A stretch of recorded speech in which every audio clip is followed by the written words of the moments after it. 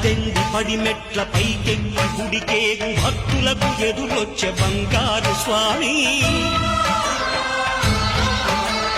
ఇరుముడులు స్పృశించి శుభమును దీవించి జన బృందముల చేర జగమేడు స్వామి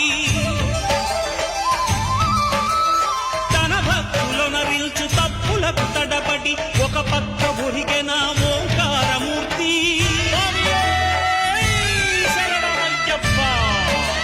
స్వాములందరూ తనకు సాయము కాగా ధీమంతుడై లేచే ఆ కన్య స్వామి